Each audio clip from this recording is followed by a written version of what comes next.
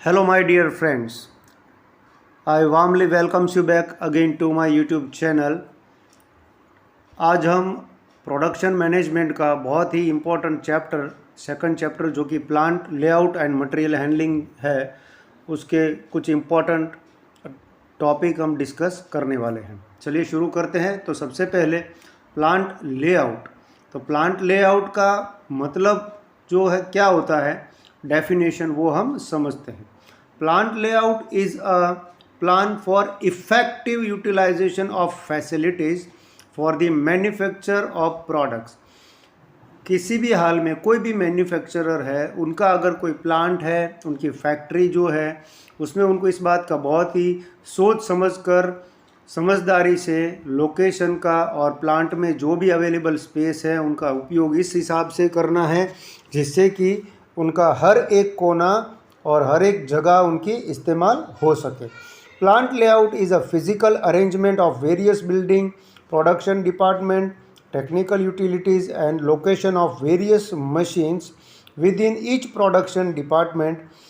कुछ उदाहरण भी हैं, जैसे कि टूल रूम आपका कहाँ होगा, स्टोर कहाँ रखना है, असेंबली कहाँ रखना है, और पैकिंग सेक्शन कहाँ रहेगा, और फिनिश्ड गुड स्टोर कहाँ रहेगा, डिस्पैच डिपार्टमेंट कहाँ रहेगा, अकाउंट डिपार्टमेंट कहाँ रहेगा। You have to decide it very carefully. एक बार डिज़ाइन हो गया तो कोई बार बार बदलने वाला नहीं है।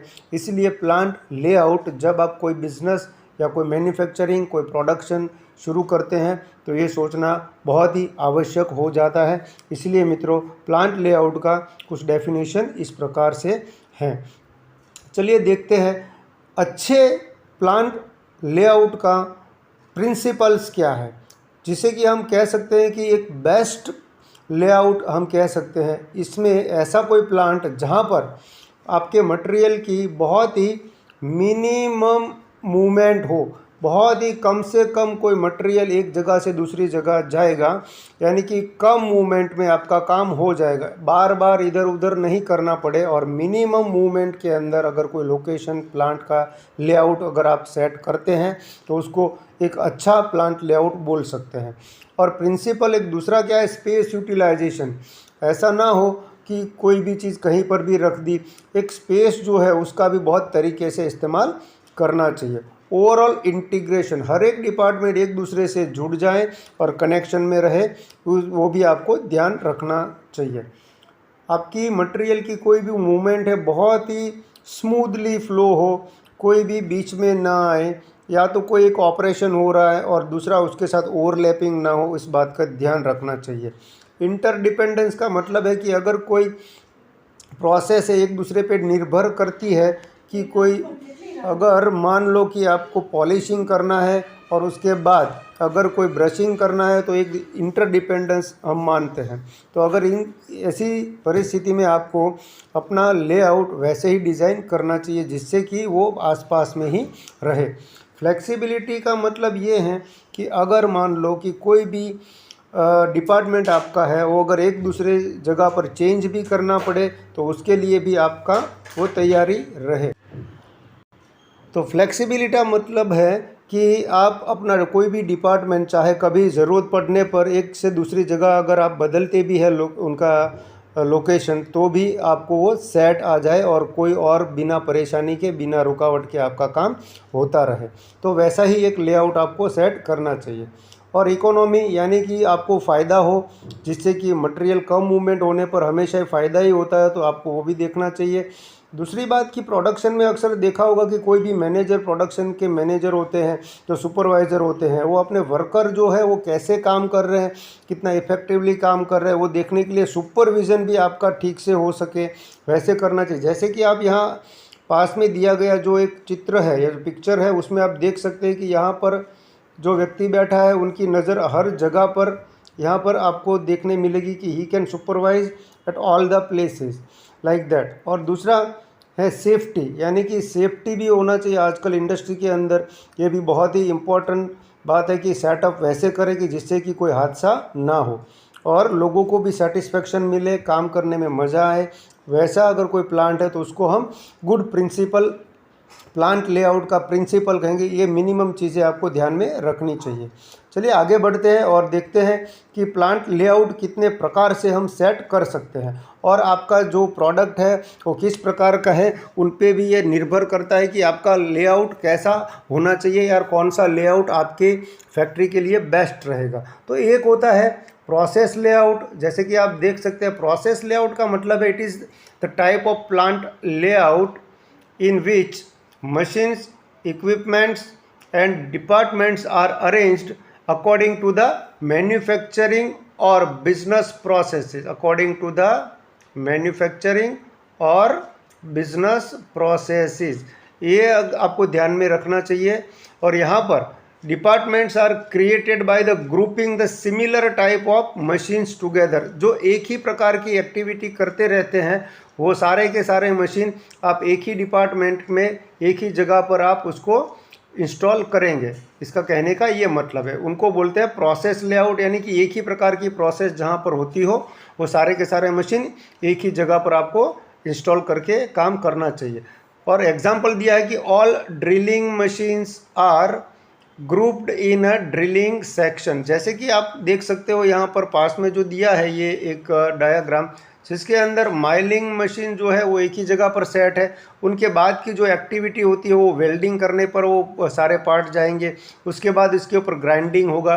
तो ग्राइंडिंग में भी ये एक नहीं है, ग्राइंडिंग में बहुत सारे मशीन हो सकते हैं कि सारे के सारे वो सिर्फ ग्राइंडिंग ही करते रहेंगे, उसको बोलते हैं प्रोसेस लेआउट। दूसरा होता है वो होता है प्रोडक्ट लेआउट। तो प्रोडक्ट लेआउट जो है उसमें क्या होता है देखते हैं। In this layout machines and facilities are arranged according to the sequence of the operations required, यानी कि जो सीक्वेंस है वो आपको बरकरार रखना है और वैसे ही आपका प्लांट आपको या तो मशीनरी को इंस्टॉल करके या तो सेटअप करना है।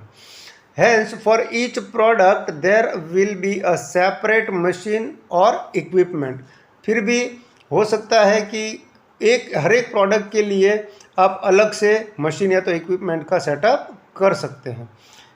The purpose of this layout, अभी मुख्य उद्देश्य क्या है ये लेआउट का, to make one product in large quantity on continuous basis. जब अगर कोई एक ही प्रकार की प्रोडक्ट आपको कंटिन्यूसली बनानी पड़े और जिसकी बल्क क्वांटिटी में प्रोडक्शन लेना हो, तब ये प्रोडक्ट लेआउट आपके लिए बहुत फ़ायदेमंद रहता है। बाकी ये डायग्राम जो यहाँ दिया है वो आप एक बार स्टडी कर ले, जिसमें कि हर एक प्रोडक्ट का अलग अलग इसमें दिया गया है और सारा कंटिन्यूस सीक्वेंस में सब चलता है। तीसरा है प्रोडक्ट लेआउट जो है वो भी दो प्रकार के रहते हैं। एक होता है लाइन प्रोसेस टाइप यानी कि असेंबली टाइप, और दूसरा होता है कंटिन्यूस फ्लो टाइप। अब लाइन प्रोसेसिंग टाइप में क्या होता है, in this finished product is an assembly of various components and spares.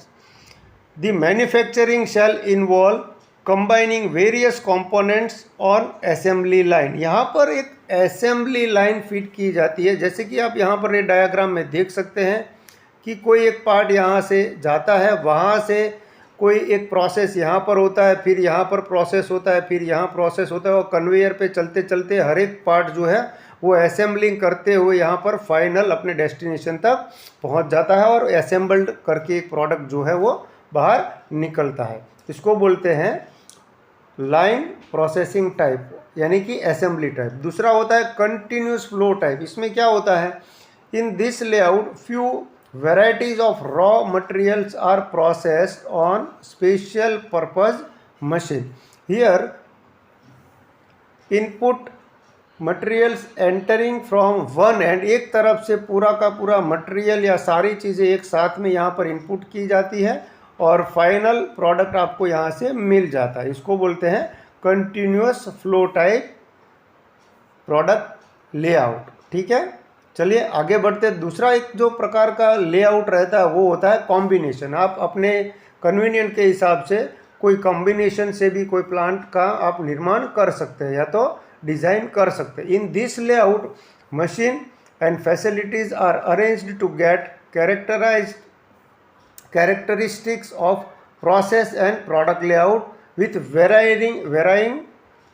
Properties of each, यानी कि हर एक प्रोडक्ट की अपनी अलग अलग एक पहचान रहती है, कैरेक्टरिस्टिक रहती है, वहाँ पर आप इसको मैन्युफैक्चर करते रहेंगे। It is a mix type of layout which is having some features of product layout, और कुछ जो फीचर्स होती है वो प्रोसेस लेआउट की होती है, यानी कि दोनों कंबाइन करके भी आप अपना एक डिज़ाइन सेट कर सकते हैं। ठीक है। चौथा है सेल्यूलर टाइप लेआउट। सेल्यूलर यानी कि एक अलग से सेल बनाया जाता है और उसमें एक अलग से आपकी प्रोसेस की जाती है। जैसे कि हम बोलते हैं कि सेल या तो टेंट, यानी कि सेल होता है एक अलग से ही इसको ग्रुप किया जाता है, group in what refer to as a cell, जहाँ पर क्या होता है, in this cell carry out certain processes और do manufacturing of certain components on continuous basis, एक समांतर, यानी कि कंटिन्यूसली जहाँ पर प्रोडक्शन हो रहा हो, और वही एक प्रकार से आप सेल का निर्माण करके अलग से सेटअप कर सकते हैं।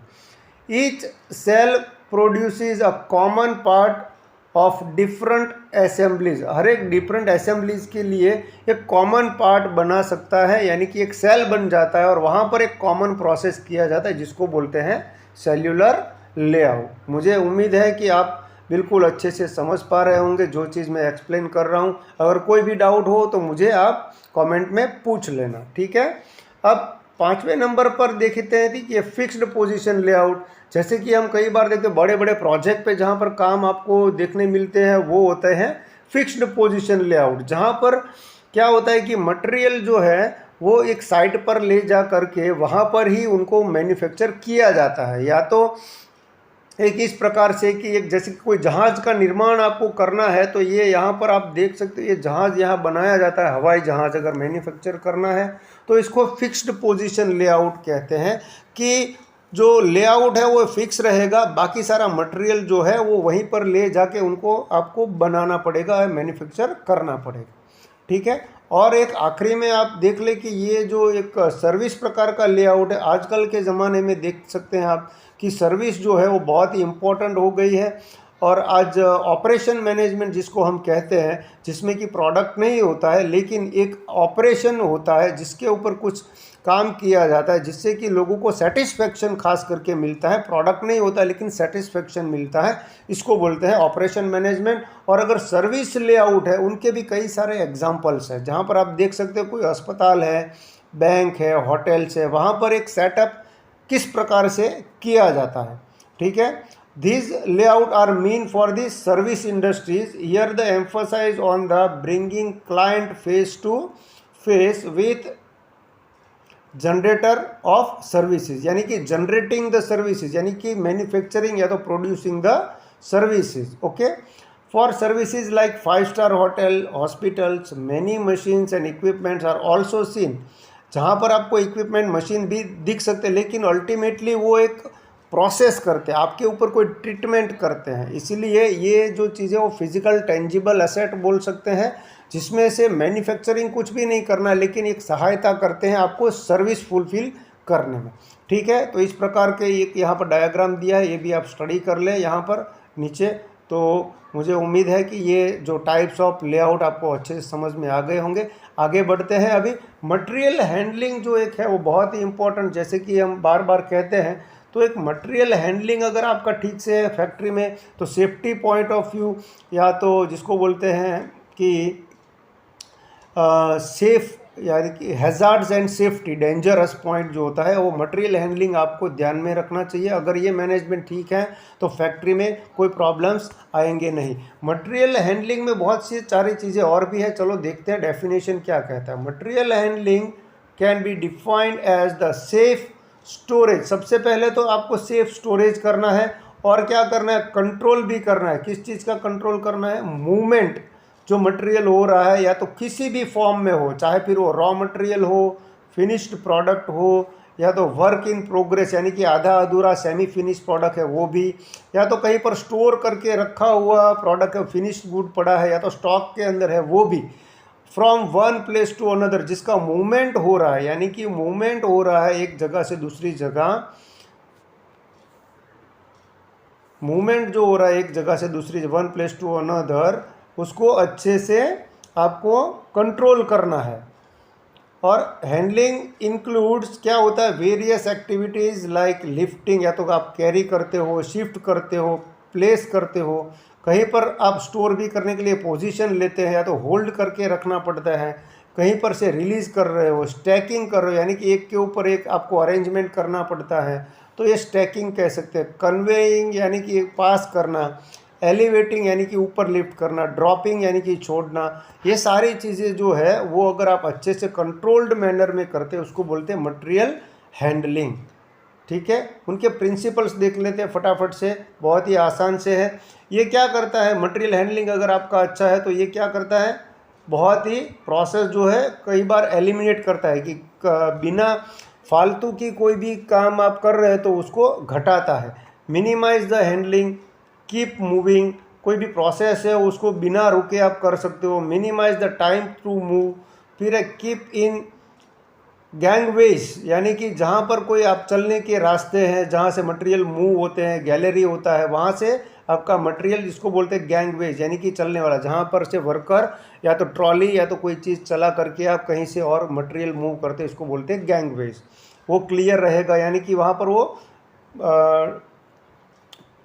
जाम नहीं हो जाएगा, मतलब रास्ता क्लोज नहीं हो जाएगा। इसलिए have simple and smooth path, carry full load के साथ आप लिफ्ट में ले जा सकते हैं या तो अपनी ट्रॉली में ले जा सकते हैं। Use gravity wherever possible, जहाँ पर जितना भी पॉसिबल है आप ग्रेविटी का इस्तेमाल करते हुए भी मटेरियल को अच्छे से सुरक्षित तरीके से हैंडलिंग कर सकते हैं। Carry load both the ways, avoid empty transit, कोई ट्रॉली अगर खाली आ रही है तो ऐसा मत करिए कि एक ही बार जाके सामान छोड़ करके आ जाए, आते वक्त भी अगर कोई ज़रूरी चीज़ें उनको भी लोड करके इसी साइड में ले आए, तो बोथ द वेज भी आपकी ट्रॉली लोड हो सकती है। अगर आपका मैनेजमेंट, मटेरियल हैंडलिंग मैनेजमेंट सही है तो ये उनके प्रिंसिपल्स है, ये आपको ध्यान में रखने चाहिए।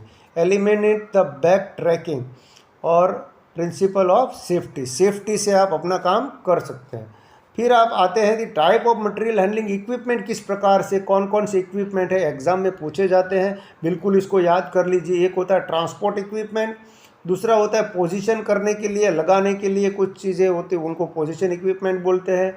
लोड करने के लिए भी मशीन के अंदर जो इस्तेमाल होने वाले मशीन या तो इक्विपमेंट है उसको बोलते हैं मटेरियल हैंडलिंग इक्विपमेंट। स्टोरेज करने के लिए भी जो यूज़ में आते हैं वो स्टोरेज इक्विपमेंट बोलते हैं।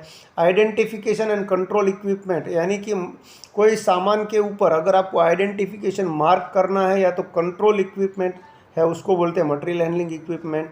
फिर आता है equipment for handling the liquid और गैसियस मटेरियल, जिसको पाइप हो या तो कुछ इसके द्वारा आपका मटेरियल एक दूसरी जगह से दूसरी जगह ट्रांसफ़र हो रहा हो, उसको भी इक्विपमेंट ही हम कह सकते हैं और मटेरियल हैंडलिंग इक्विपमेंट बोल सकते हैं। अनकन्वेंशनल इक्विपमेंट, और भी बहुत सारे ऐसे इक्विपमेंट्स रहते हैं जो कि मटेरियल हैंडलिंग इक्विपमेंट में आप इंक्लूड कर सकते हैं। यहाँ पर फटाफट से आपको कुछ मटेरियल हैंडलिंग के इक्विपमेंट्स के जो लिस्ट है वो बता देता हूँ आपको। तो यहाँ पर आप देख सकते हैं कि ये इक्विपमेंट के अंदर, जैसे कि ये चित्र अभी आपको बाद में मिलेगा, यहाँ पर आपको कुछ लिस्ट मिल रहा है, आप जल्दी से याद कर लीजिए इक्विपमेंट जो कितने प्रकार के हैं। तो इक्विपमेंट जो है यहाँ पर एक तो है आपका handcrafted trolley, crane, conveyors, industrial trucks, pallets, containers, industrial robot etcetera, ऐसे भी बहुत सारे इक्विपमेंट्स आपको मिलाएंगे इंडस्ट्री के अंदर। तो फिलहाल आप इतना याद कर लीजिए एग्ज़ाम पॉइंट ऑफ व्यू। ठीक है मित्रों, मुझे उम्मीद है कि आपको बिल्कुल ही ये दोनों टॉपिक क्लियर हो गए होंगे। अच्छे से परफॉर्म करना, जब तक दूसरा मटेरियल या तो मैं लोड नहीं कर लेता, वीडियो भी बनाने वाला हूं, तो आप बने रहिए, ट्यून करते रहिए। और जो लोग पहली बार ये देख रहे हैं उनको मेरी एक रिक्वेस्ट है कि मेरी चैनल को सब्सक्राइब ज़रूर कर ले और ये वीडियो ज़्यादा से ज़्यादा शेयर कर ले।